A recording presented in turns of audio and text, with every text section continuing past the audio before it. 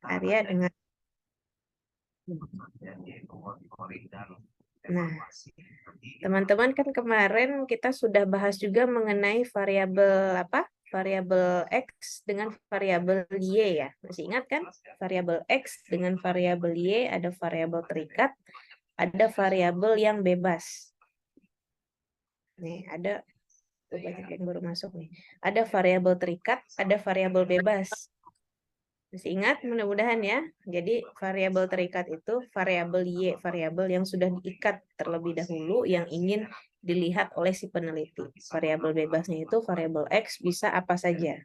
Nah, variabel-variabel bebas yang sudah teman-teman isi ini, kan kemarin kita diskusi ya sama-sama ya, apa saja sih yang mempengaruhi keterampilan berbicara bahasa Arab. Ada jawab lingkungan belajar, metode mengajar guru, motivasi belajar, perbenaran kosakata, penguasaan kosakata. Dan masih banyak lagi, mungkin bisa sampai 10 dan lain sebagainya ya. Nah, dari 5 variabel X ini, tidak semuanya bisa diteliti menggunakan korelasional. Tidak semuanya bisa diteliti menggunakan eksperimen, gitu. Karena ada kekhasannya masing-masing mana yang bisa diteliti menggunakan korelasional, eksperimen, ataupun ex post facto. Nah, sedikit pengantar dari saya mengenai penelitian korelasional. Penelitian korelasional itu dia bukan murni hanya melihat sebab akibat. Kan kalau sebelumnya kita ada membahas ya kalau kuantitatif itu melihat sebab akibat ya. Ya kan? Kalau kuantitatif itu hanya melihat sebab akibat. Apakah lingkungan belajar merupakan penyebab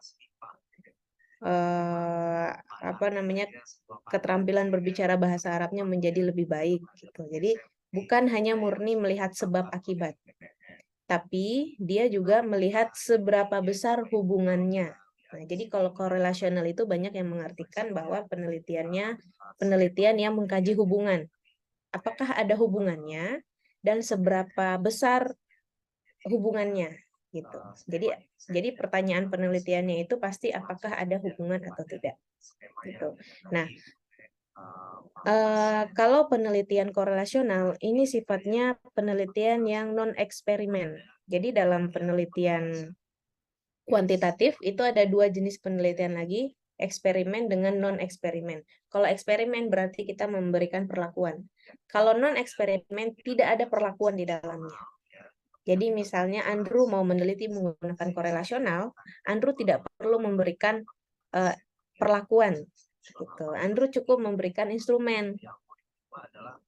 Gampangnya seperti itu. Andrew cukup memberikan instrumen, memberikan butir-butir pertanyaan, dan lain sebagainya. Dan Andrew tidak perlu mengajar di dalam kelas, tidak perlu membuat sebuah media, dan lain sebagainya. Gitu. Jadi kalau korelasional, itu penelitian kuantitatif non-eksperimen. Jadi tidak ada eksperimen. Gitu. Nah, ini teman-teman diingat ya, ada lingkungan belajar, metode mengajar, motivasi belajar, perbendaharaan kosakata, penguasaan tata bahasa. Nah, nanti teman-teman silahkan menganalisis kira-kira yang termasuk dalam korelasional yang mana dari 5 ini. Setelah mendengarkan paparan materi dari Alwiyah, Alia, Eriza, Hamam dengan Sofia. Oke, jadi ini tidak semuanya bisa diteliti menggunakan korelasional, tapi teman-teman perlu memahami dulu apa itu penelitian korelasional untuk menentukan, oh judul ini bukan korelasional, oh judul ini korelasional misalnya. Gitu. Oke, sekarang saya persilahkan kepada teman-teman pemakalah untuk menyajikan makalah ya. Siapa? Dimoderatori oleh siapa? Hamam atau Ya, saya Hamam? saja. Ya kan, Hamam.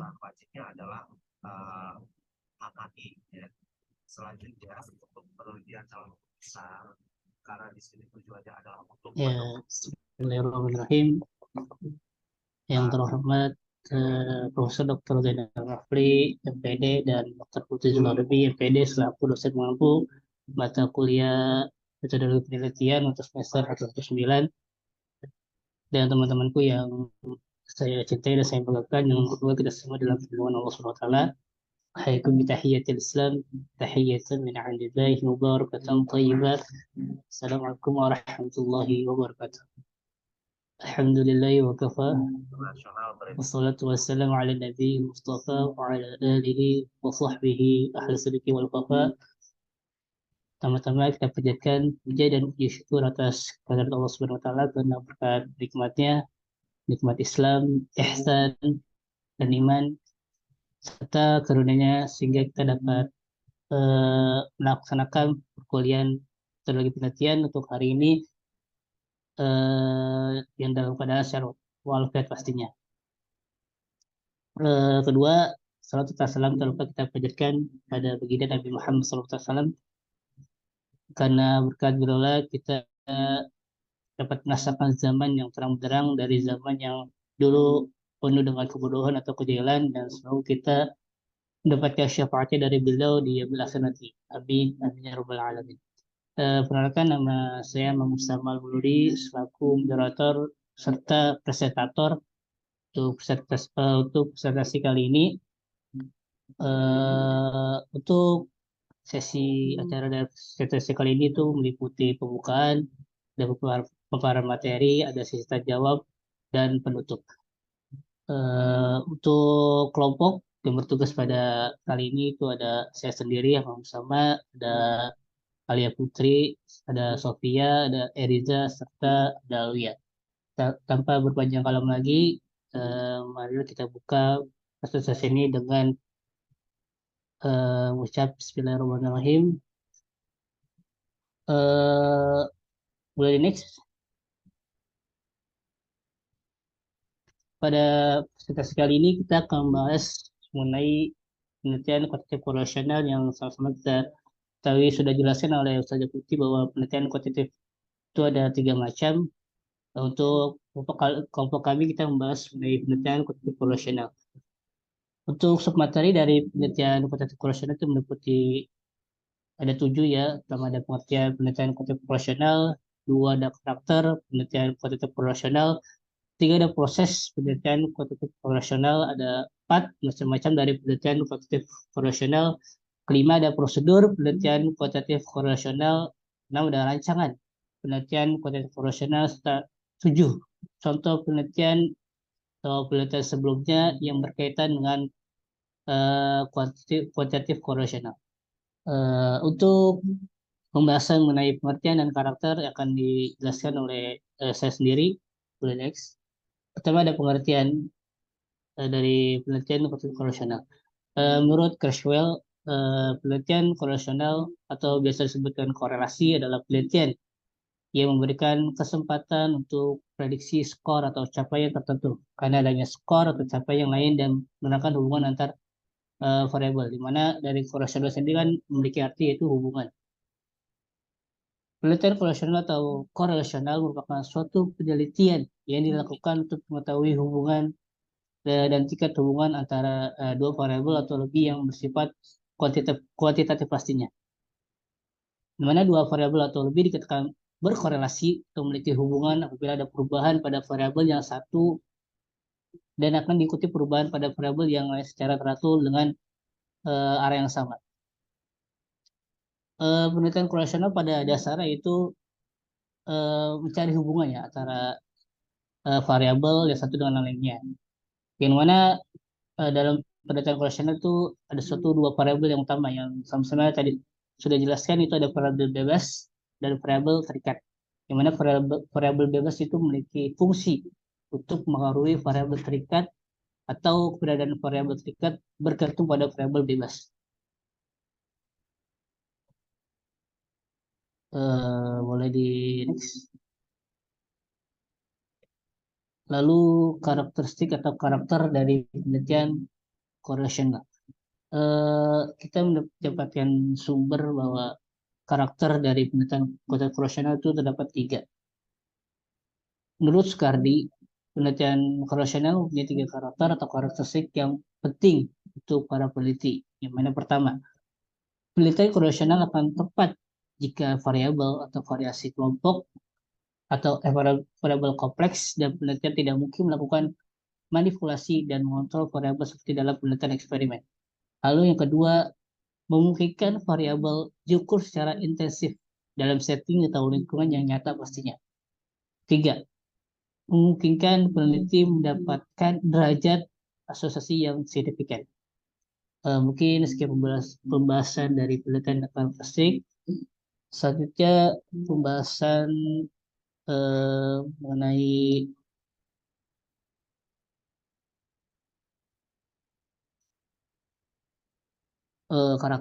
proses proses dalam penelitian profesional yang akan disampaikan oleh saudari Alia Putri sebagai apa aja dipersilakan. Baik, terima kasih moderator.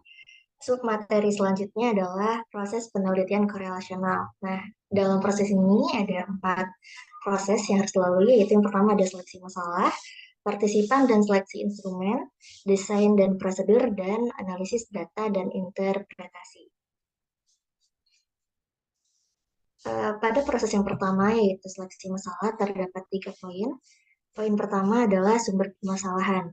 Sumber utama dalam seleksi permasalahan adalah teori, studi empiris, atau hasil penelitian sebelumnya, dan pengalaman peneliti. Kemudian yang kedua ada karakteristik permasalahan.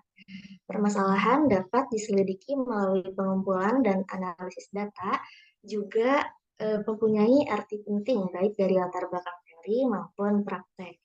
Nah, permasalahan yang baik adalah permasalahan yang dirasakan oleh peneliti dalam 4 macam hal berikut. Yang pertama, peneliti mempunyai keahlian dalam bidang tersebut. Kemudian, tingkat kemampuan peneliti memang sesuai dengan tingkat kemampuan yang diperlukan untuk memecahkan permasalahan yang ada. Yang ketiga, peneliti mempunyai sumber daya yang diperlukan. Dan yang terakhir, peneliti telah mempertimbangkan kendala waktu, dana, dan berbagai kendala dalam pelaksanaan penelitian yang akan dilakukan. Kemudian yang ketiga, ada proses identifikasi masalah. Masalah dapat muncul ketika peneliti menyadari situasi yang tidak diinginkan, seperti kurangnya minat siswa, penurunan prestasi siswa, atau masalah lainnya dalam lingkungan pendidikan contohnya. Boleh di next? Ya, proses yang kedua ada partisipan dan seleksi instrumen. Sampel untuk studi korelasional dapat dipilih dengan memakai metode sampling yang bisa diterima, seperti yang telah kita pelajari pada minggu lalu, dan 30 subjek dirasa sebagai ukuran sampel minimal yang bisa diterima. Dalam suatu penelitian, merupakan hal penting untuk memilih dan mengembangkan pengukuran yang reliable dan valid terhadap suatu variabel yang hendak diteliti. Kemudian proses yang ketiga adalah desain dan prosedur. Pada dasarnya, desain korelasional itu sederhana, namun efektif dalam mengukur tingkat hubungan antara dua atau lebih variabel. Dalam desain ini, setiap sampel memiliki skor untuk setiap variabel yang diteliti, dan kemudian skor-skornya dikorelasikan. Hasil dari korelasi ini memberikan indikasi tentang sejauh mana hubungan antara variabel-variabel tersebut. Nah, korelasi ini itu sederhana, tetapi dapat digunakan dalam berbagai penelitian. Boleh di next. Yang keempat ada analisis data dan interpretasi. Analisis data dalam penelitian korelasional menghasilkan koefisien korelasi yang mengukur tingkat hubungan antara dua variabel, yaitu variabel terikat dan bebas. Koefisien korelasi berkisar antara -1 hingga +1.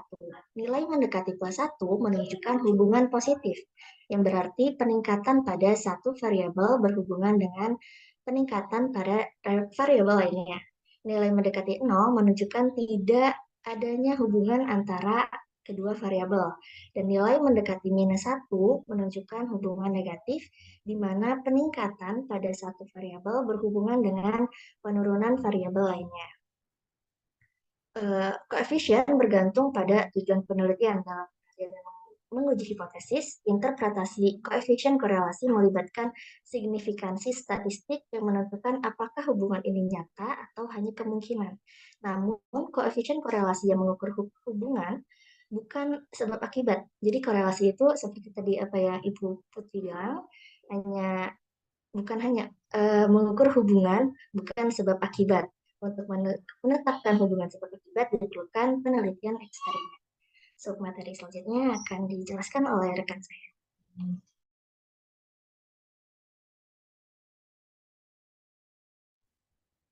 Ya, terima kasih atas pembahasannya dari Saudari Alia mengenai proses dari penelitian profesional. Selanjutnya pembahasan mengenai macam-macam dari penelitian kualitatif profesional yang akan disampaikan oleh Saudari Sophia Sasabila. Beranya dipersilakan. Baik, terima kasih atas kesempatannya, moderator. Yang selanjutnya itu macam-macam penelitian korelasional. Yang pertama ada penelitian hubungan. Penelitian hubungan relasional atau korelasi sederhana atau seringkali hanya disebut korelasi saja digunakan untuk menyelidiki hubungan antara hasil pengukuran terhadap dua variabel yang berbeda dalam waktu yang bersamaan. Penelitian ini bertujuan untuk menentukan tingkat atau derajat hubungan antara sepasang variabel atau bivariat. Pada penelitian korelasi sederhana, hubungan antar variabel tersebut ditunjukkan oleh nilai koefisien korelasi. Nilai koefisien bervariasi dari -1 sampai +1 diperoleh dengan menggunakan teknik statistik tertentu yang sesuai dengan karakter dari data masing-masing variabel. Model desain penelitian hubungan ini pada dasarnya cukup sederhana, yakni hanya dengan mengumpulkan skor dua variabel dari kelompok subjek yang sama, kemudian menghitung koefisien korelasinya.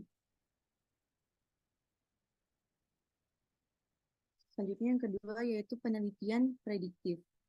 Menurut Burke dan Gall, dalam Abidin menyatakan bahwa penelitian korelasi jenis prediktif ini memfokuskan pada pengukuran terhadap satu variabel atau lebih yang dapat dipakai untuk memprediksi atau meramal kejadian di masa yang akan datang atau variabel lain.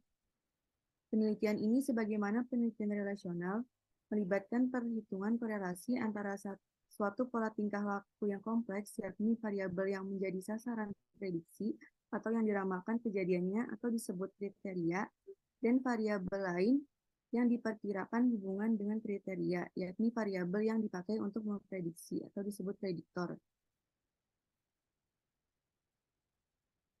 Dalam penelitian ini terdapat perbedaan antara penelitian relasional dengan penelitian prediktif.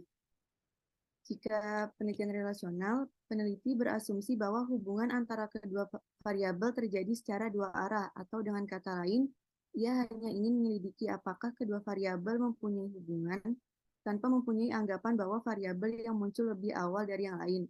Oleh karena itu, penelitian relasional ini biasanya diukur dalam waktu yang bersamaan. Kemudian sedangkan penelitian prediktif, di samping ini peneliti ingin menyelidiki hubungan antara dua variabel. Peneliti juga mempunyai anggapan bahwa salah satu variabel muncul lebih dahulu dari yang lain, atau hubungan satu arah. Oleh karena itu, tidak seperti penelitian relasional, kedua variabel diukur dalam waktu yang berurutan, yakni variabel prediktor diukur sebelum variabel kriteria terjadi dan tidak dapat sebaliknya. Kemudian yang ketiga yaitu penelitian multivariat. Teknik korelasi multivariat adalah teknik untuk mengukur dan menyelidiki tingkat hubungan antara kombinasi dari tiga variabel atau lebih. Terdapat dua teknik yang dapat digunakan dalam teknik korelasi multivariat, yaitu regresi ganda atau multiple regression dan korelasi kanonik. Regresi ganda bertujuan untuk memprediksi suatu fenomena yang kompleks hanya dengan menggunakan satu faktor atau variabel prediktor, namun seringkali hanya memberikan hasil yang kurang akurat. Penambahan jumlah prediktor akan meningkatkan akurasi prediksi kriteria. Korelasi kanonik, pada dasarnya teknik ini sama halnya dengan regresi ganda, akan tetapi korelasi kanonik melibatkan lebih dari satu variabel kriteria, tidak seperti regresi ganda yang hanya melibatkan satu variabel kriteria saja. Korelasi ini berguna untuk menjawab pertanyaan, bagaimana serangkaian variabel prediktor memprediksi serangkaian variabel kriteria. Menurut Pedazur dalam Abidin, menyatakan bahwa korelasi kanonik ini dapat dianggap sebagai perluasan dari regresi ganda, dan sebaliknya, regresi berganda dapat dianggap sebagai bagian dari korelasi kanonik. Untuk subbab yang selanjutnya akan dijelaskan oleh rekan Ana. Nah, saya kembalikan kepada moderator. Ya, terima kasih Saudari Sofia atas pembahasan mengenai macam-macam dari penelitian korelasional. Selanjutnya kita bahas pembahasan selanjutnya. Boleh next. Ya, mengenai prosedur penelitian korelasional yang akan dipaparkan oleh Saudari Ariza. Padanya dipersilakan. Sebelumnya kesempatannya, apakah suara saya sudah terdengar jelas? Sudah terdengar jelas. Baik, di sini ada prosedur penelitian korelasional. Yang pertama itu ada penentuan masalah, lalu dilanjutkan dengan peninjauan masalah atau studi kepustakaan, lalu rancangan penelitian, pengumpulan data, analisis data, dan ada kesimpulan. Boleh di next? Oke. Di sini penentuan masalah itu adalah di setiap penelitian langkah awal yang harus dilakukan peneliti adalah menentukan masalah penelitian yang akan menjadi fokus studinya. Dalam penelitian korelasional, masalah yang dipilih harus mempunyai nilai yang berarti dalam pola perilaku fenomena yang kompleks yang memerlukan pemahaman. Nah, di samping itu, variabel yang dimasukkan dalam penelitian harus didasarkan pada pertimbangan, baik secara teoritis maupun nalar. Bahwa variabel tersebut mempunyai hubungan tertentu. Hal ini biasanya dapat diperoleh berdasarkan hasil penelitian yang sebelumnya. Lalu selanjutnya itu ada peninjauan masalah atau studi kepustakaan. Nah, studi kepustakaan ini menjadi dasar pijakan untuk memperoleh landasan teori, kerangka pikir, dan penentuan dugaan sementara sehingga peneliti dapat mengerti, mengalokasikan, mengorganisasikan, dan menggunakan variasi pustaka dalam bidangnya. Nah, macam-macam sumber untuk memperoleh teori yang berkaitan dengan masalah yang akan diteliti itu sebagai berikut. Ada jurnal, ada laporan hasil penelitian, ada majalah ilmiah, ada surat kabar, buku yang relevan, hasil-hasil seminar, artikel ilmiah, dan ada pula narasumber. Boleh di next? Nah, selanjutnya itu ada rancangan penelitian. Pada saat rancangan penelitian yang harus dilakukan itu adalah yang pertama menentukan subjek yang akan dipilih. Nah, subjek yang dilibatkan harus dapat diukur dalam variabel-variabel yang menjadi fokus penelitian. Terus, subjek yang dilibatkan juga harus relatif homogen dalam faktor-faktor di luar variabel terikat. Bila subjek yang dilibatkan mempunyai perbedaan yang berarti dalam faktor-faktor tersebut, maka korelasi antar variabel yang diteliti menjadi kabur. Untuk mengurangi heterogenitas tersebut, peneliti dapat mengklasifikasikan objek menjadi beberapa kelompok. Kemudian, menguji hubungan antar variabel penelitian untuk masing-masing kelompok. Nah, selanjutnya itu menentukan cara pengolahan datanya. Lalu yang keempat itu ada pengumpulan data. Jenis instrumen yang digunakan untuk mengukur dan mengumpulkan data sesuai dengan kebutuhannya itu ada angket, ada tes, ada pedoman interview, ada pedoman observasi. Nah, dalam penelitian korelasional, pengukuran variabel dapat dilakukan dalam waktu yang relatif sama, sedangkan dalam penelitian prediktif, variabel prediktor harus diukur selang beberapa waktu sebelum variabel kriteria terjadi. Jika tidak demikian, maka prediksi terhadap kriteria tersebut tidak akan ada artinya. Boleh di next?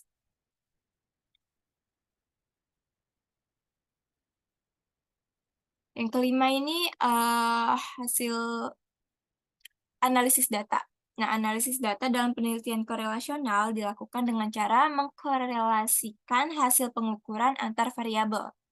Dalam penelitian korelasional, teknik korelasi bivariat sesuai dengan jenis datanya. Digunakan untuk menghitung tingkat hubungan antar variabel yang satu dengan variabel yang lain. Sedangkan dalam penelitian prediktif, teknik yang digunakan adalah analisis regresi untuk mengetahui tingkat kemampuan prediktif variabel prediktor terhadap variabel kriteria. Namun demikian, dapat pula digunakan analisis korelasi biasa bila hasilnya melibatkan dua variabel. Nah, bila melibatkan lebih dari dua variabel, biasanya untuk menentukan apakah dua variabel prediktor atau lebih dapat digunakan untuk memprediksi variabel kriteria lebih baik dari isi kanonik dapat digunakan. Nah, hasil analisis tersebut biasanya dilaporkan dalam bentuk nilai koefisien korelasi atau koefisien regresi, serta tingkat signifikansinya.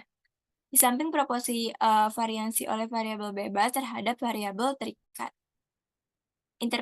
Interpretasi data penelitian korelasional adalah bila dua variabel dihubungkan, maka akan menghasilkan koefisional korelasi dengan simbol R. Nah, hubungan variabel tersebut dinyatakan dengan nilai dari -1 sampai dengan +1. Nilai minus menunjukkan korelasi negatif yang variabelnya saling bertolak belakang, dan nilai plus menunjukkan korelasi positif yang arahnya sama. Nah, yang keempat ini ada kesimpulan yang biasanya berisi tentang hasil analisis deskripsi dan pembahasan tentang hal yang diteliti dengan menggunakan cara yang mudah dipahami pembaca serta ringkas. Untuk materi selanjutnya, saya serahkan kepada moderator. Terima kasih.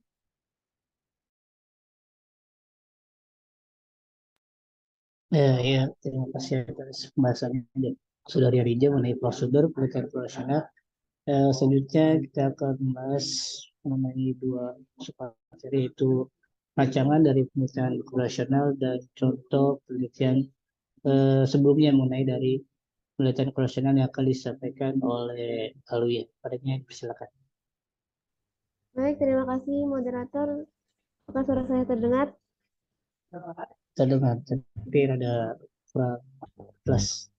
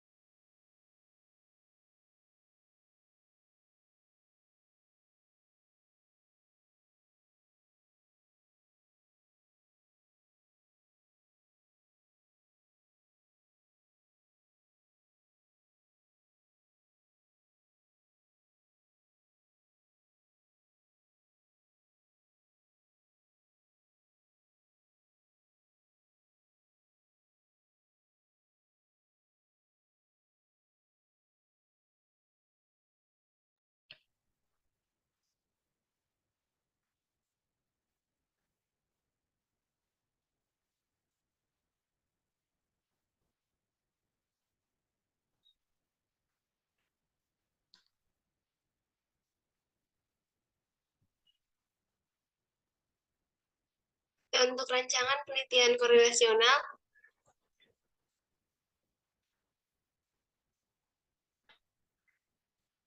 pertama ada korelasi bivariat, yaitu suatu rancangan penelitian yang bertujuan untuk mendeskripsikan hubungan antara dua variabel. Di antara ciri-ciri dari korelasi bivariat adalah hubungan antara dua variabel diukur, kemudian hubungan tersebut mempunyai tingkatan dan arah, kemudian korelasi zero yang mengindikasikan jika hasilnya korelasi zero itu mengindikasikan tidak adanya hubungan, dan arah hubungan diindikasikan oleh simbol min dan juga plus. Korelasi bivariat disebut juga dengan korelasi sederhana dan biasa digunakan dalam penelitian korelasi yang menggunakan hubungan, yang macamnya hubungan. Sedangkan yang kedua itu ada regresi dan prediksi. Jika terdapat korelasi antara dua variabel dan kita mengetahui skor pada salah satu variabel, skor pada variabel kedua dapat diprediksikan. Regresi merujuk pada seberapa baik kita dapat membuat prediksi ini. Sebagaimana pendekatan koefisien korelasi baik min 1 maupun 1, prediksi kita dapat lebih baik. Nah, biasanya untuk regresi dan prediksi ini digunakan dalam penelitian yang macamnya prediksi. Jadi next. Selanjutnya ada regresi jamak atau multiple regression. Regresi jamak merupakan perluasan regresi dan prediksi sederhana dengan penambahan beberapa variabel. Kombinasi beberapa variabel ini memberikan lebih banyak kekuatan kepada kita untuk membuat prediksi yang kuat. Untuk regresi jamak ini variabelnya itu lebih dari 3 atau lebih. Selanjutnya ada analisis faktor. Prosedur statistik ini mengidentifikasi pola variabel yang ada. Sejumlah besar variabel dikorelasikan dan terdapatnya antara korelasi yang tinggi mengindikasikan suatu faktor penting yang umum.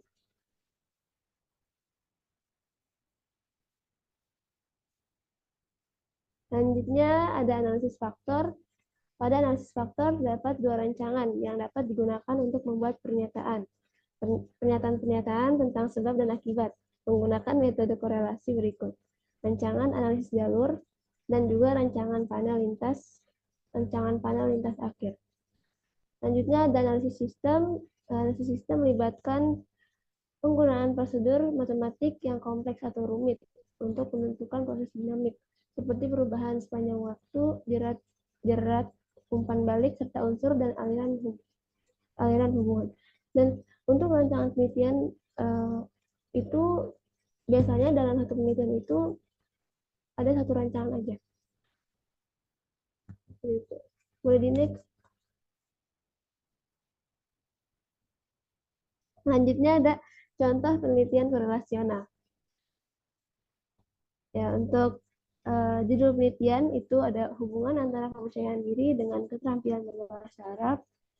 Kemudian populasinya adalah mahasiswa Universitas Negeri Jakarta, Prodi Pendidikan Bahasa Arab. Untuk sampelnya ada 52 mahasiswa. Kemudian metode pengumpulan data melalui angket dan juga tes.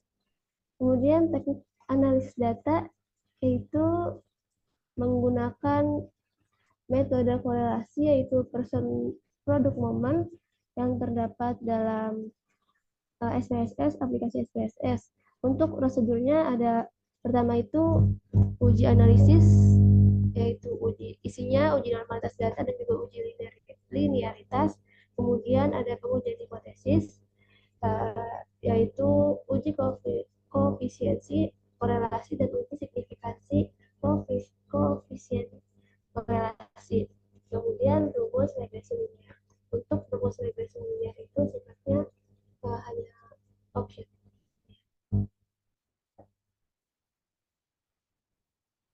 Berlanjut.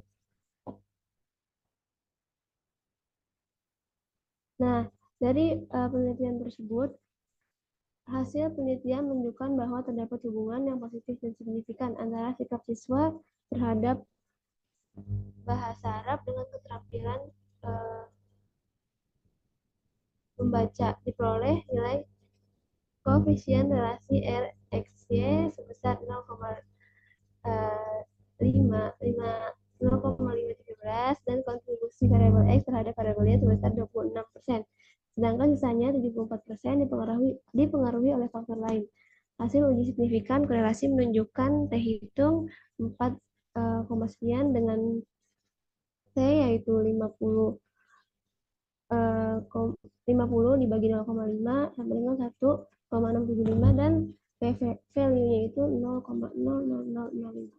Jadi intinya di sini pengaruh dari hubungan kepercayaan diri itu terhadap terhadap keterampilan berbicara bahasa Arabnya itu hanya sebesar 26% atau 0,513. Sedangkan sisa 74% itu dipengaruhi oleh faktor lain selain dari kepercayaan diri. Untuk selanjutnya saya kembalikan kepada moderator. Ya baik, terima kasih atas penjelasannya dari Saudara Lia. Selanjutnya kita masuk ke sesi tanya jawab pada teman-teman yang ingin bertanya, yang masih bingung mengenai penelitian kualitatif korelasional itu seperti apa, dipersilakan. Ya, silakan kepada Saudara Albi Azimi. Oke, terima kasih Hamam atas kesempatannya. Izin bertanya, tadi kan sudah dijelasin ya mengenai daripada korelasi ya. Kira-kira apa sih keuntungan dan kerugian dari menggunakan korelasi sebagai metode analisis statistik atau analisis datanya? Syukron. Ya, terima kasih atas pertanyaan Saudara Albi. Ya, selanjutnya pada Saudari Anida, silakan. Ya, terima kasih atas kesempatannya. Saya ingin bertanya, di bagian proses penelitian korelasional nomor 4, yaitu ada analisis data dan interpretasi. Nah, ada istilah koefisien korelasi. Apakah ada contoh variabel dalam penelitian beserta koefisien korelasinya? Terima kasih sebelumnya. Baik, terima kasih atas pertanyaannya. Selanjutnya ke Saudara Muhammad Arya, padanya dipersilakan. Iya, terima kasih Hamam sudah mempersilahkan. Ya, izin bertanya di bagian macam-macam penelitian korelasional, terutama di bagian penelitian multivariat. Nah, di situ kan apa ya namanya? Terdapat dua teknik yang dapat digunakan dalam teknik korelasi multivariat, yaitu regresi ganda atau multiple regression dan korelasi kanonik. Nah, di situ kan udah dijelasin juga ya, ada pernyataan bahwa regresi ganda bertujuan untuk memprediksi suatu fenomena yang kompleks hanya dengan menggunakan satu faktor atau variabel prediktor. Namun seringkali hanya memberikan hasil yang kurang akurat. Nah, penambahan jumlah prediktor akan meningkatkan akurasi prediksi kriteria. Nah, sedangkan di bagian korelasi kanonik itu kan dijelaskan bahwa pada dasarnya teknik ini sama hanya dengan regresi ganda. Akan tetapi korelasi kanonik ini melibatkan lebih dari satu variabel kriteria, tidak seperti regresi ganda yang hanya melibatkan satu variabel kriteria. Nah, di sini yang mau ditanyakan adalah terkait perbedaan dari variabel prediktor sama variabel kriteria. Soalnya di sini apa ya, kalau aneh baca pernyataannya tuh kayak masih nggak ngerti gitu. Di sini kan si variabel kanonik menyatakan bahwa regresi ganda hanya melibatkan satu variabel, uh, variabel kriteria, sedangkan di penjelasan di regresi ganda yaitu menggunakan satu variabel prediktor. Nah, di sini juga ada pernyataan bahwa penambahan jumlah prediktor akan meningkatkan akurasi prediksi kriteria. Nah, aneh jadi berpikir bahwa uh, faktor atau variabel prediktor itu menghasilkan prediksi kriteria. Nah, boleh dijelasin nggak maksud dari variabel prediktor sama variabel kriteria di bagian sini? Terima kasih, Hamam. Bisa dipahami nggak? Bisa. Ya, terima kasih kepada Saudara Albi, Saudari Adida, dan Saudara Adi atas pertanyaannya. Mungkin izin kami diskusikan dulu saja Putih dan Prof. Zainal.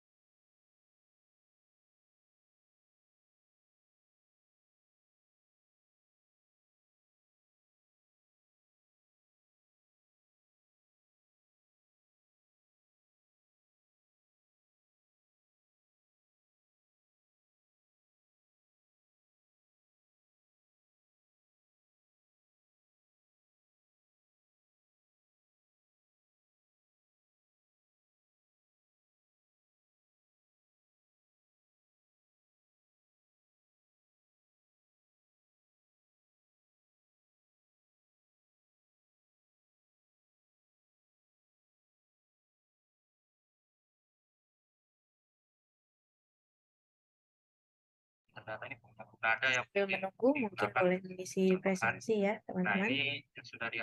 Diisi untuk pertemuan keempat. Linknya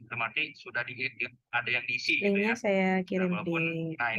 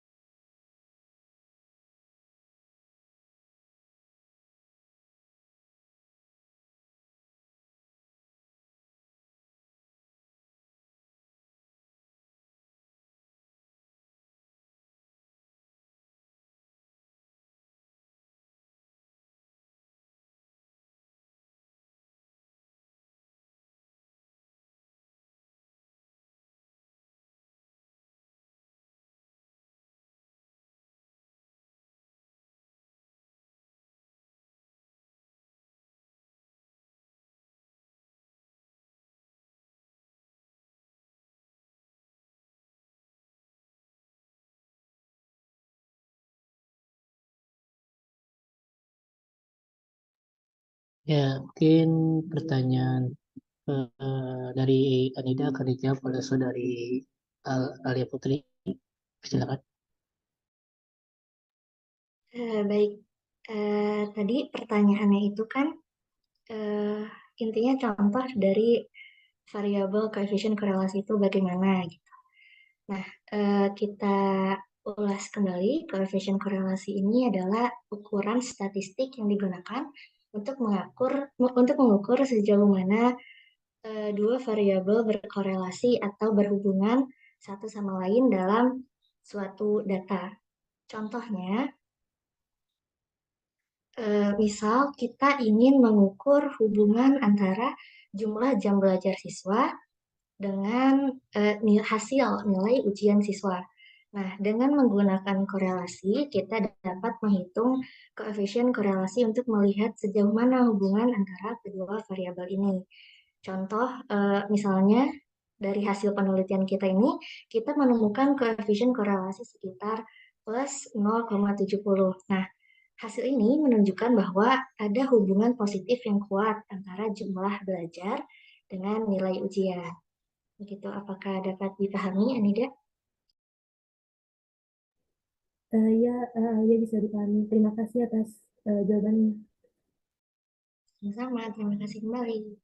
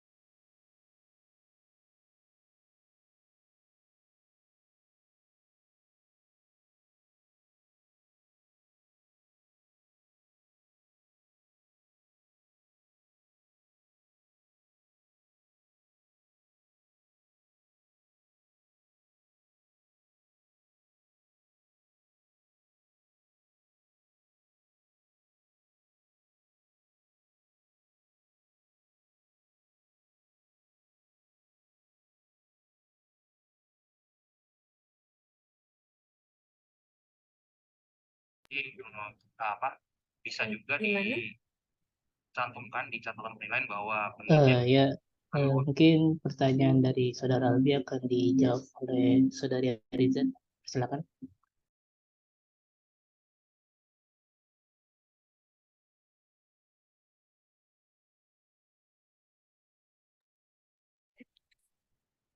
Terima kasih kesempatannya sebelumnya.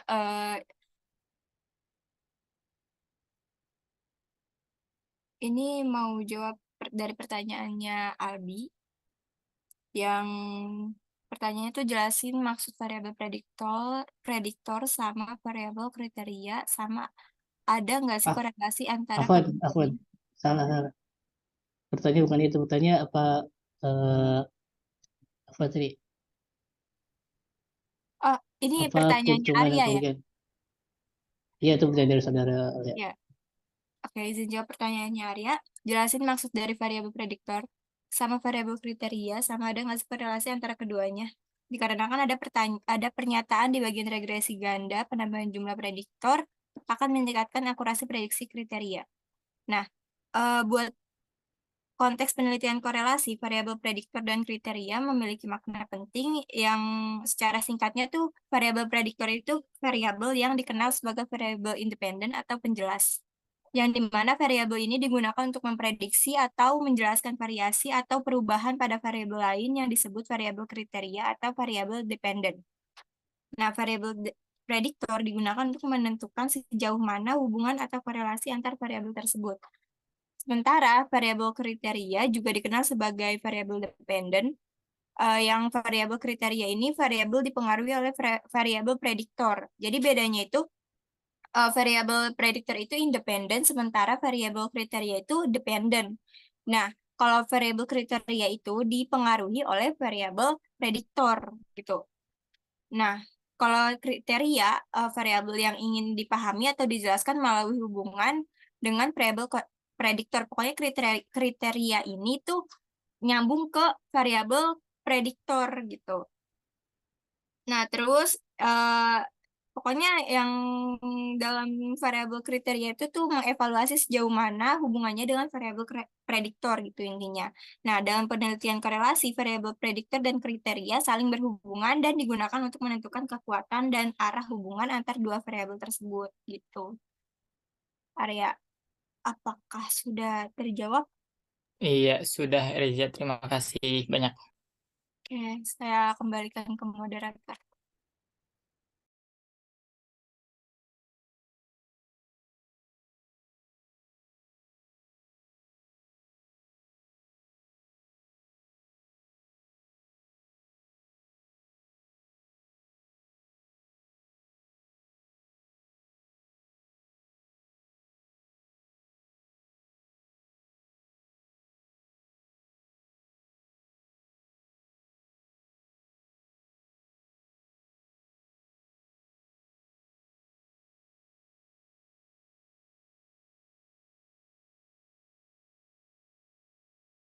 Sudah terjawab semua, Hamam?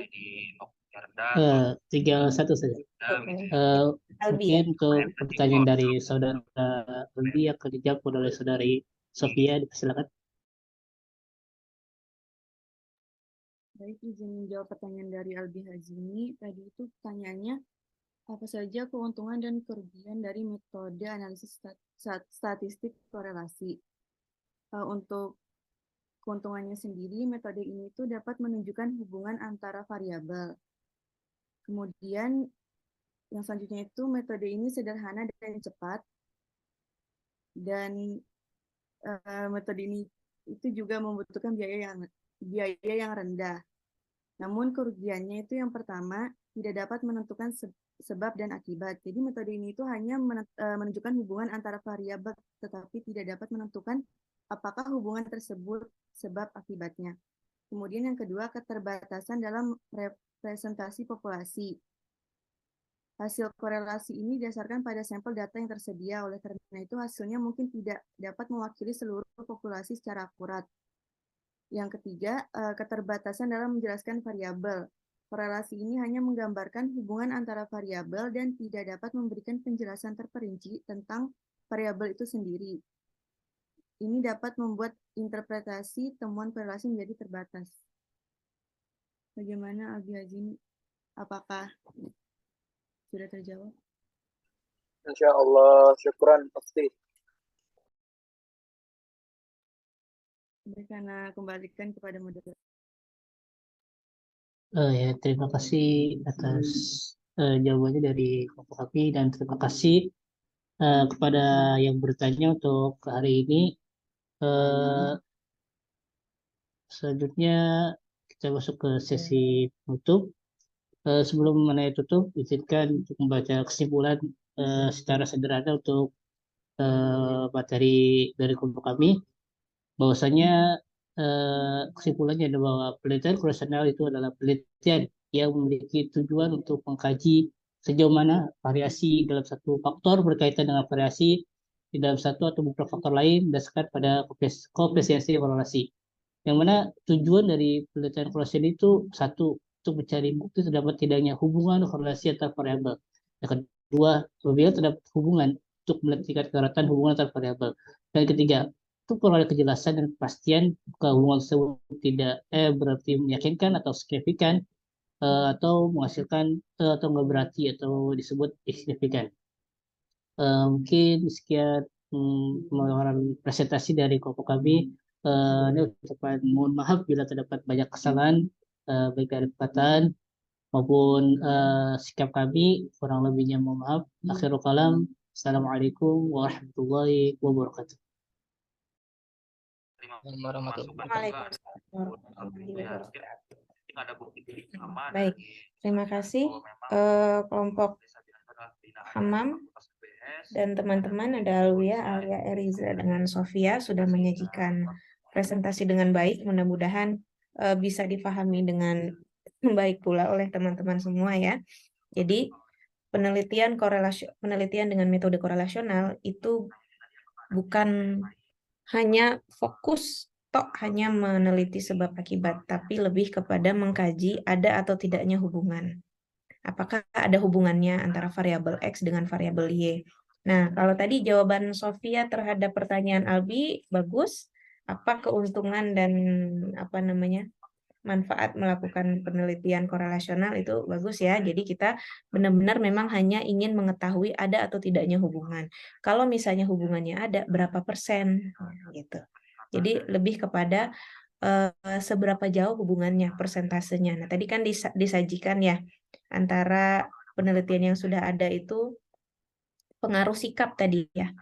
Hubungan antara sikap hubungan antara kepercayaan diri terhadap hasil belajar keterampilan berbahasa Arab kalau tidak salah tadi yang disajikan.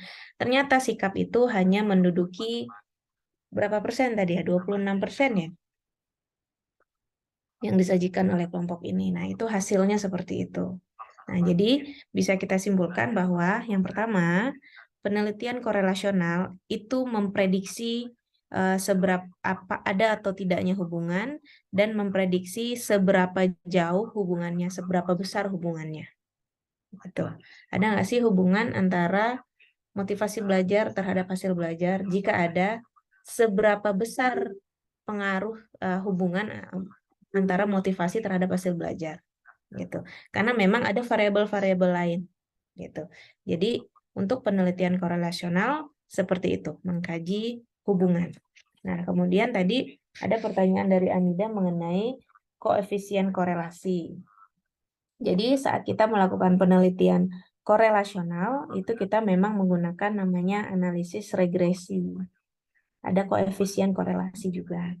Nah, koefisien korelasi itu mengukur signifikansi atau arah serta intensitas hasil dari penelitian. Kalau tadi dijelaskan ada yang hasilnya negatif, ada yang hasilnya positif itu ya. Nah, jadi koefisien korelasi itu mengukur seberapa kuat dan seberapa arah dari penelitian tersebut, berkorelasi negatif atau berkorelasi positif. Kalau berkorelasi positif, jadi kalau tadi dijelaskan kelompok ini, kalau dia korelasinya 0, artinya tidak ada hubungannya. Gitu. Ya. Misalnya meneliti mengenai gitu yang tidak ada hubungannya. Jadi korelasinya 0.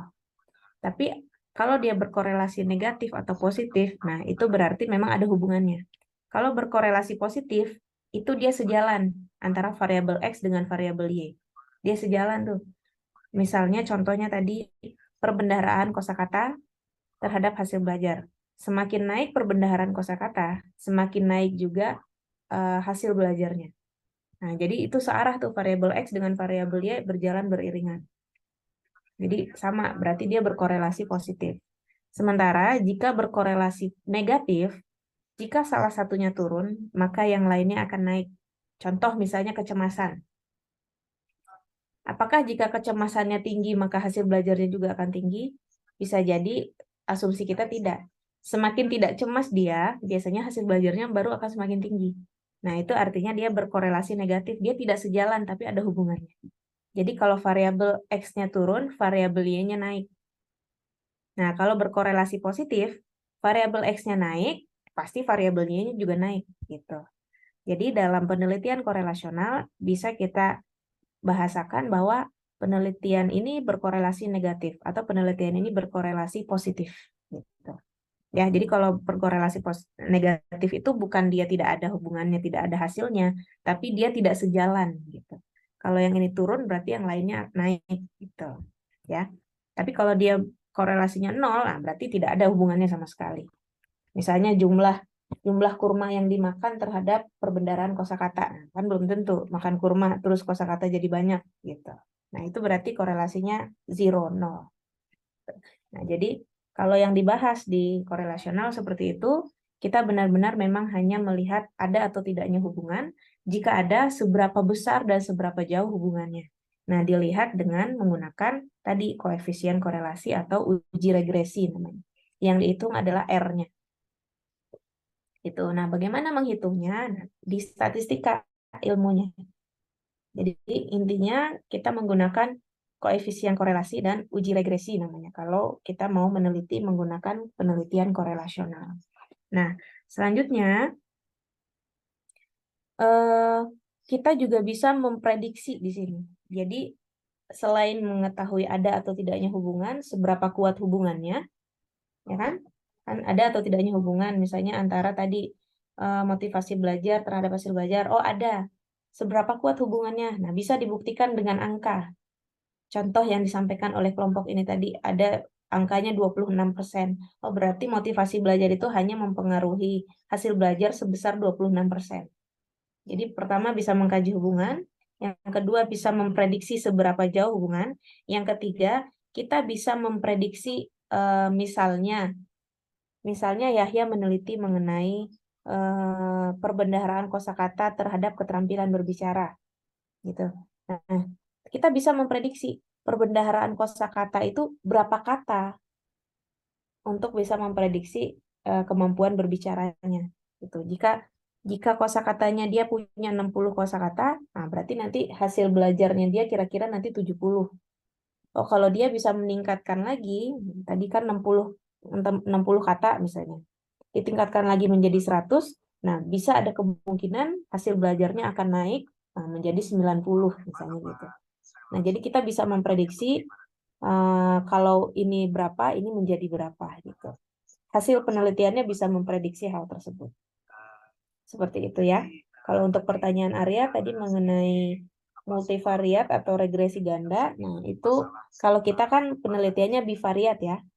Yang di S1 itu hanya bivariat, hanya variabel X terhadap variabel Y. Kalau multivariat berarti variabel apa tadi? Digunakannya kan istilahnya kriterium dengan prediktor tadi ya. Itu sama aja sebenarnya. Jadi variabel prediktor itu variabel bebas, variabel X. Sementara variabel kriterium itu adalah variabel Y, variabel yang terikat. Gitu. Nah, berarti kalau menggunakan regresi ganda, analisisnya, kalau tadi kan analisis regresi yang ditanyakan oleh Anida. Nah, kalau regresi ganda berarti variabel X-nya ada banyak. Gitu. Jadi kalau variabel X-nya ada banyak, jadi hasilnya tentu akan bergantung gitu. Jadi kita bisa meramalkan naik turunnya kriteria gitu.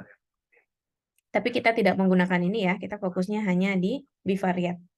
Yang X dengan Y saja itu sudah cukup seperti itu.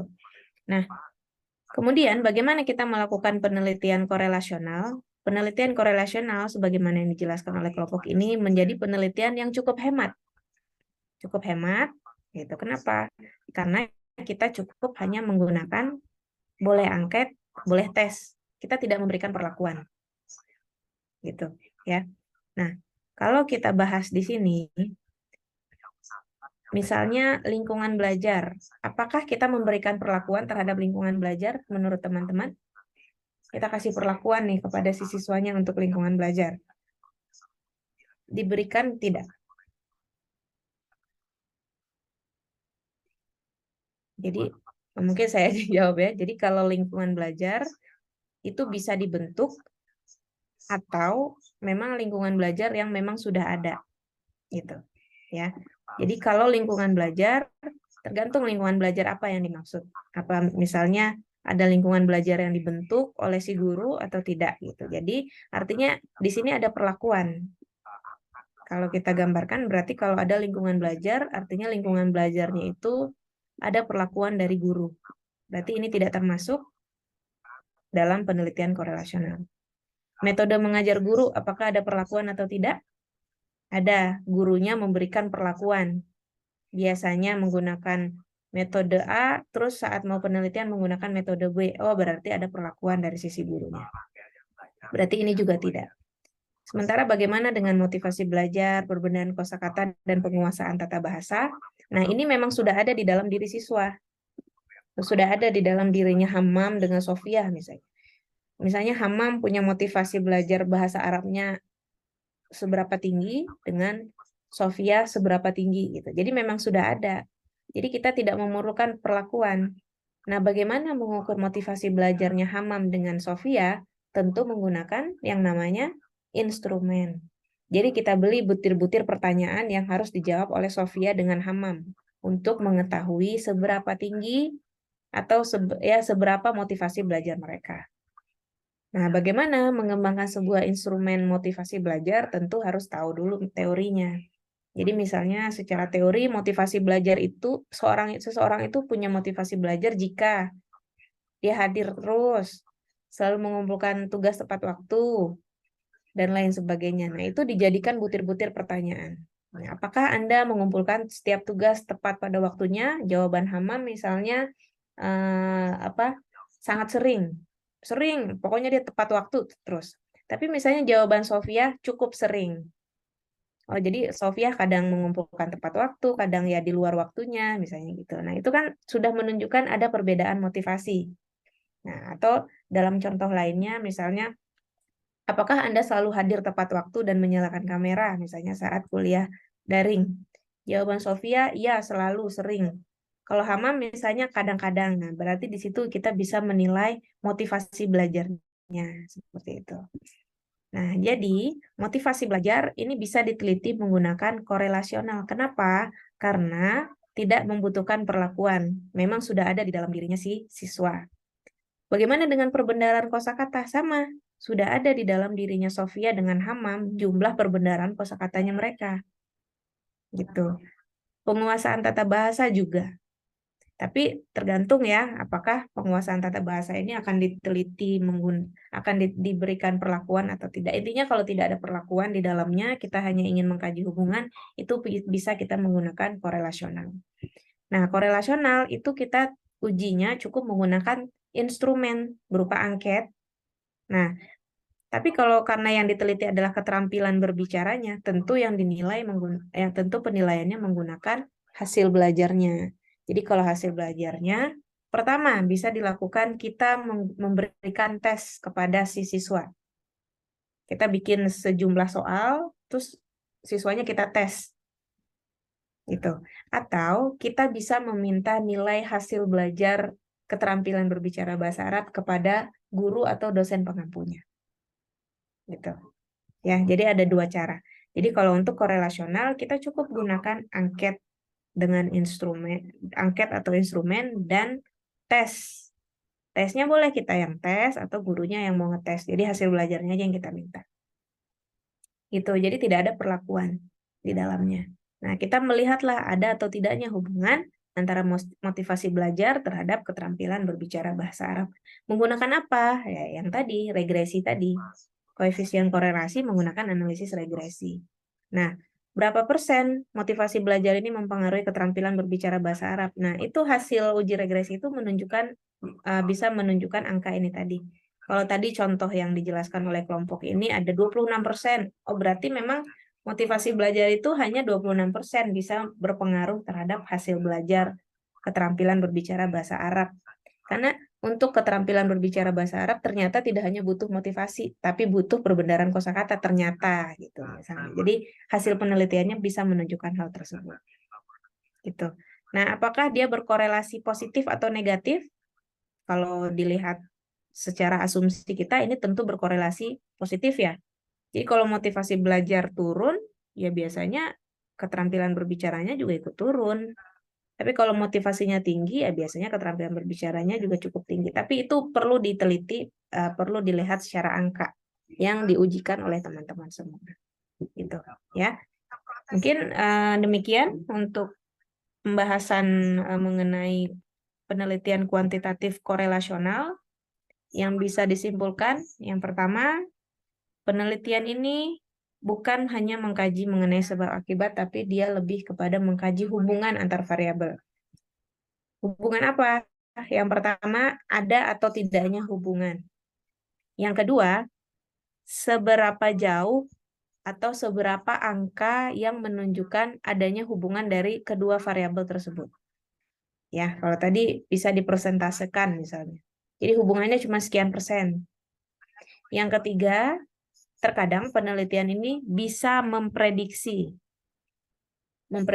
hubungan dua variabel. Contohnya tadi, kalau dia punya perbendaharaan kosakata berapa itemnya, nah kemungkinan nanti dia akan mendapatkan nilai sekian.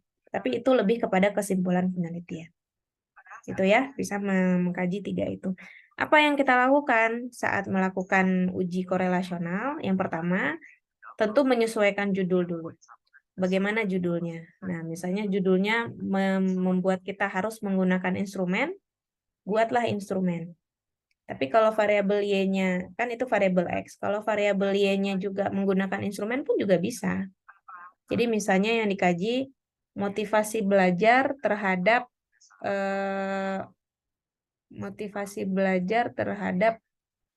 atau gini, kebiasaan membaca terhadap motivasi belajar. Nah, itu kan dua-duanya kan berarti pakai instrumen. Kebiasaan membaca kan cukup pakai instrumen. Motivasi belajar juga pakai instrumen gitu. Jadi dua-duanya bisa pakai instrumen. Nah, instrumen atau tes itu tergantung variabel X dengan Y-nya. Kalau contoh yang ini motivasi belajar dengan keterampilan berbicara berarti ini pakai instrumen, ini pakai tes. Nah, tes bagaimana? Apakah kita harus mengembangkan tes? Boleh dikembangkan oleh si peneliti atau boleh juga minta nilai yang memang sudah ada dari gurunya. Gitu, ya. Jadi cara melakukan penelitiannya seperti itu, bisa gunakan instrumen, bisa menggunakan tes, dan penelitian ini tanpa perlakuan. Jadi teman-teman nggak perlu masuk kelas, mengajar di kelas, ambil hasil belajar, dan lain sebagainya. Nah, itu tidak perlu dilakukan. Bagaimana dengan kalau saya mengembangkan tes, kata misalnya Albi mau mengembangkan butir tes, berarti kan saya harus masuk kelas. Tapi kan Albi masuk kelas hanya untuk menyebarkan soal, bersoal. Tidak ada di sana Albi harus mengajar, Albi harus menyiapkan metode pembelajaran, tidak ada di sana. Gitu ya. Nah, kemudian itu yang dilakukan untuk menguji korelasional. Yang terakhir, menggunakan uji apa? Nah, ujinya itu tadi yang kita lihat adalah koefisien korelasi, yang kita gunakan di situ adalah analisis regresi. Gitu. Nah, mungkin nanti akan dibahas ya di statistika. Nanti statistika biasanya sudah membahas mengenai penilaian pengujian tersebut. Jadi kalau korelasional pakainya apa gitu. Nah, jadi kalau di korelasional berkorelasi positif atau negatif, berkorelasi negatif bukan berarti penelitiannya gagal, bukan berarti seperti itu. Tapi memang korelasinya negatif. Kalau satu variabelnya turun, maka variabel yang lain akan naik. Gitu. Jadi dia tidak sejalan. Gitu. Tapi kalau berkorelasi positif, dua-duanya sejalan. Kalau motivasinya tinggi, hasil belajarnya tentu tinggi. Nah, itu berkorelasi positif. Kalau berkorelasi negatif, jika kecemasannya turun, nggak cemas gitu, jadi dia nggak deg-degan kalau masuk kelas, nggak khawatir gitu. Jika kekhawatirannya turun, bisa jadi hasil belajarnya akan meningkat. Atau bahkan mungkin ada yang berkorelasi positif. Semakin dia cemas, semakin dia memiliki persiapan. Ternyata korelasinya positif. Anda mungkin ya semakin cemas, aduh saya takut nih masuk mata kuliah A misalnya. Saking khawatirnya sampai dia malamnya begadang untuk belajar misalnya begitu. Nah, tapi begitu dinilai ternyata hasil belajarnya tinggi. Oh, ternyata kecemasan ini punya hubungan yang signifikan terhadap hasil belajar gitu. Nah, bisa jadi. Itu ya. Jadi, kalau tadi kan masih asumsi ya. Kalau cemasnya turun, hasil belajarnya naik. Oh, ternyata belum tentu. Semakin cemas dia, semakin bagus hasil belajarnya. Karena dia punya persiapan. Gitu. Nah, jadi kedua ini masih bersifat asumsi. Nah, makanya perlu kita ukur, perlu kita teliti menggunakan penelitian korelasional. Seperti itu. Sampai sini bisa difahami, teman-teman? Mengenai penelitian korelasional, mengkaji hubungan. Ya. Nah, jadi penelitiannya cukup menggunakan instrumen atau tes karena ini penelitian non-eksperimen. Jadi tidak membutuhkan perlakuan. Jadi kita hanya membutuhkan si responden si sampel kita menjawab butir-butir pertanyaan yang sudah kita kembangkan. Seperti itu. Ya, apa yang harus kita perkuat saat kita menggunakan sebuah instrumen? Yang harus kita perkuat adalah kajian teori. Jadi untuk membuat sebuah instrumen itu tidak bisa hanya dikira-kira. Ya, jadi instrumen kan teman-teman pernah mengisi instrumen ya dari kakak-kakak kelas. Itu tidak dikira-kira, maksudnya nggak ngira-ngira paling ya 5 lah pertanyaannya ini. Nah, itu tidak seperti itu. Tapi kalau untuk membuat sebuah instrumen itu perlu mengkaji teori. Jadi misalnya motivasi belajar. Nah, dikaji motivasi belajar itu melingkupi apa saja. Nah, ruang lingkupnya itulah diturunkan ke dalam butir-butir pertanyaan. Nah, jadi terkadang ada pertanyaan yang mirip-mirip. Jadi ada dikasih 30 pertanyaan. Tapi antara pertanyaan 1 dengan 2 kok hampir mirip ya gitu. Karena itu memang turun dari teori. Gitu. Jadi jangan khawatir saat teman-teman harus mengembangkan sebuah instrumen.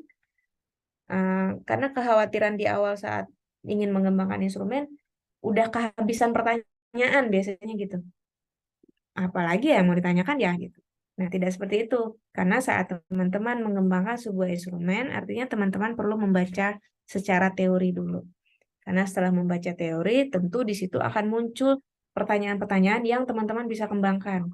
Kalau yang tadinya hanya 10, begitu setelah baca teori, ternyata bisa dikembangkan jadi 30. Jadi menjadi lebih rinci butir-butir pertanyaannya. Gitu. Ya, jadi intinya setiap akan mengembangkan instrumen, teman-teman harus tahu teorinya dulu. Jadi instrumen itu diturunkan, butir pertanyaan dalam instrumen diturunkannya dari mana? Dari kajian teori yang sudah teman-teman baca. Seperti itu. Oke? Bisa difahami, teman-teman? Insya Allah bisa ya. Nah, jadi temuan yang akan datang, kita bahas mengenai ex post facto. Ada penelitian namanya ex post facto. Atau dinamakan sebagai kausal komparatif kalau nggak salah. Ya, penelitian kausal komparatif kalau dalam bahasa Indonesianya. Nah, dengar nggak kausal komparatif?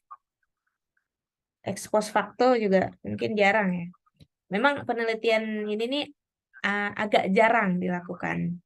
Tapi perlu teman-teman ketahui, mana tahu teman-teman ingin meneliti menggunakan penelitian ex post facto. Jadi ex post facto itu mirip seperti korelasional, tidak ada perlakuan juga di dalamnya. Nah, tapi dia punya ciri khusus nih yang membedakan dengan si korelasional tadi, tapi pekan depan akan kita bahas sama-sama. Oke, teman-teman sudah isi daftar hadir? Sudah? Mohon izin, saya dengan Prof. Zainal ingin mengakhiri perkuliahan lebih awal ya, karena kebetulan semua dosen di FBS saat ini sedang ada monef penelitian dengan pengabdian ya. Jadi mudah-mudahan bisa dipahami. Jika ada pertanyaan lebih lanjut, silahkan WA ke saya. Ya, jika menimbulkan pertanyaan, misalnya dari penjelasan saya tadi, silahkan WA ke saya, nanti saya jawab via WA. Oke, baik. Terima kasih ya teman-teman semua. Ada Alia, Eriza, Hamam, Sofia yang sudah mempresentasikan dengan baik. Kita beri reaksi tepuk tangan. Makalahnya bagus, presentasinya bagus, dan kerja timnya juga bagus. Untuk Albi, Anida, dan Arya, nilai plus untuk hari ini. Pokoknya setiap yang berargumentasi, setiap yang bertanya, memberikan tanggapan, dan lain sebagainya, saya selalu memberikan nilai harian. Gitu, ya. Jadi sering-sering bertanya, sering-sering aktif di kelas. Apalagi yang on cam nih, saya merasa ada temennya jadinya. Yang off cam mudah-mudahan sambil menyimak juga ya. Oke, terima kasih kehadiran teman-teman semua. Sampai jumpa lagi di pekan yang akan datang. Billahi taufiq wal hidayah. Assalamualaikum warahmatullahi wabarakatuh. Waalaikumsalam warahmatullahi wabarakatuh. Syukran Ustaz. Ustazah, Prof. Nah,